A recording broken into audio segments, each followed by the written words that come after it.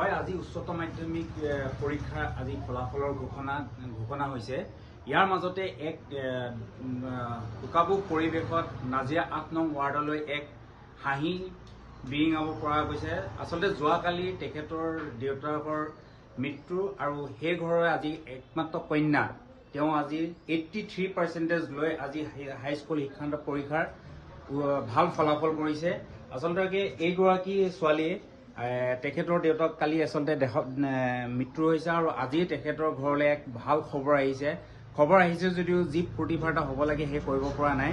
আমি এই বাতৰি পৰিৱেশন কৰিবলৈ আহিছোঁ এইটো কাৰণে এক দৰিদ্ৰ পৰিয়ালৰ একমাত্ৰ কন্যা। আচলতে তেখেতে দেউতাক জীয়াই থাকোঁতে তেখেতে কৈ গৈছিল, দেউতাকক কৈছিল যে চিন্তা কৰিব নালাগে যে মই ৰিজাল্ট খুব ভাল কৰি আনিম, কিন্তু সেই ৰিজাল্টৰ খবৰ দেউতাকে আচলতে নাপালে। যোৱাকালি তেওঁ পৃথিৱীৰ পৰা বিদায় ল'লে আৰু কন্যাই ভাল ৰিজাল্টটো আনিছে। আজি ঘৰৰ মানুহক এক হাঁহি বিৰিঙাব পাৰিছে। আমি তেওঁৰ লগত কথা পাতিম। কি ক'বা ভণ্টি এই ক্ষেত্ৰত যে যোৱাকালি তোমাৰ দেউতা আচলতে পৃথিৱীৰ পৰা বিদায় লৈছে আৰু আজি তুমি ঘৰখনৰ কাৰণে এটা খুব সুন্দৰ পৰিৱেশ আনিছা, কি ক'বা, তোমাৰ অনুভৱ কি? মোৰ অনুভৱ এইটোৱে যে পাপাই কৈছিলে তেওঁ বোলে মোৰ ৰিজাল্ট মানে তেওঁৰ বহুত হেঁপাহ মোৰ ৰিজাল্ট লৈ। তেওঁ মোক কেইদিনৰ পৰা আজি সুধি আছে তোমাৰ ৰিজাল্ট কেতিয়া দিব। মানে মোৰে ইমান বিশ্বাস নাই যে মই কৰিব পাৰিম, পাপাৰ ইমান বিশ্বাস মোৰ ওপৰত যে তুমি চব কৰিব পাৰিবা। তোমাৰ পাৰ্চেন্টেজ কিমান? মোৰ 83%। কোন স্কুলত পঢ়িছিলা? মই Nazira junior college. Nazira junior college. এতিয়া তোমাৰ ভৱিষ্যত পৰিকল্পনা কি? মই সেইটোৱে আৰু মই গ্ৰেজুৱেশ্যন ভালকে কৰিম, চব মই প্ৰাউড কৰিম, মুখতে পাপাক ভালকে প্ৰাউড ফিল কৰাম মই।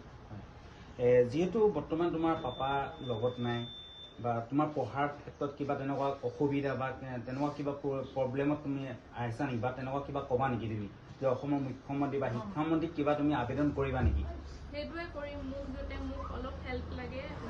মই পাপাক ফিল কৰাবলৈ যেনে হ'লেও পাপা হয়, পাপাৰ কথা পাপাক কোনো হেৰি কৰিব নোৱাৰে, ৰিপ্লেচ কৰিব নোৱাৰে পাপাৰ জেগাটো। তথাপি সেইটোৱে ক'ম যে মোৰ মুঠতে মোক অলপ হেল্প কৰিব যাতে মই ভাল কৰোঁ।